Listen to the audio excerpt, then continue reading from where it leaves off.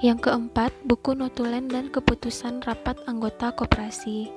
Buku ini berisi keputusan-keputusan yang disepakati dalam rapat anggota, baik rapat anggota tahunan, khusus, maupun rapat anggota luar biasa.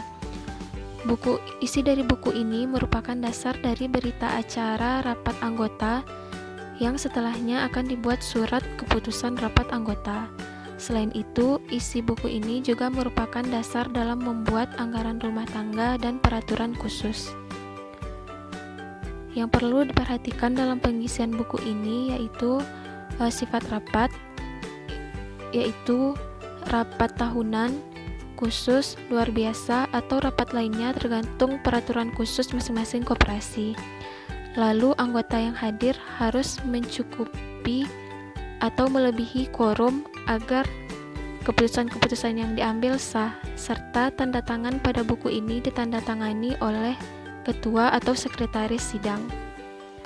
Yang kelima, buku notulen rapat pengurus koperasi. Buku notulen rapat pengurus koperasi berisi keputusan-keputusan yang disepakati dalam rapat pengurus koperasi. Buku ini merupakan bukti dan dokumentasi kerja pengurus koperasi. Dalam buku ini yang perlu diperhatikan yaitu sifat rapat, yaitu rapat rutin atau rapat khusus atau rapat lainnya sesuai dengan peraturan khusus pada masing-masing koperasi. Selanjutnya, buku notulen rapat pengawas koperasi. Buku notulen rapat pengawas koperasi berisi keputusan-keputusan yang disepakati dalam rapat pengawas. Buku ini merupakan bukti dan dokumentasi kerja pengawas koperasi. Yang perlu diperhatikan dalam buku notulen rapat pengawas sama dengan rapat pengurus. Sifat rapat dalam buku ini yaitu rapat rutin, rapat khusus, atau rapat lainnya sesuai dengan peraturan khusus masing-masing koperasi dan ditandatangani oleh ketua atau sekretaris rapat. Selanjutnya, buku tamu koperasi. Buku tamu koperasi diisi oleh seluruh tamu yang mengunjungi koperasi, baik dari dinas koperasi maupun dinas lain yang terkait dengan koperasi.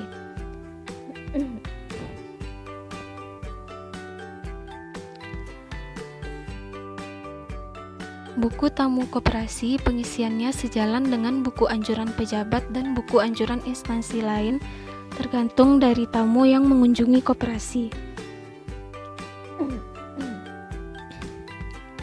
Yang kedelapan, buku anjuran pejabat.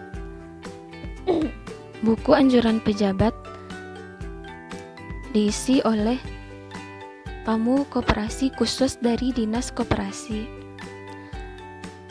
Bisa dari dinas koperasi kabupaten, provinsi, maupun kementerian koperasi. Hal-hal yang perlu diperhatikan dalam pengisian buku ini yaitu tanggapan dan tanda tangan pengurus.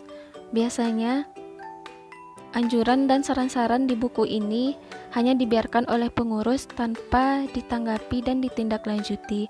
Padahal seharusnya saran-saran dan anjuran dalam buku ini harus ditanggapi dan ditindaklanjuti oleh pengurus serta ditandatangani.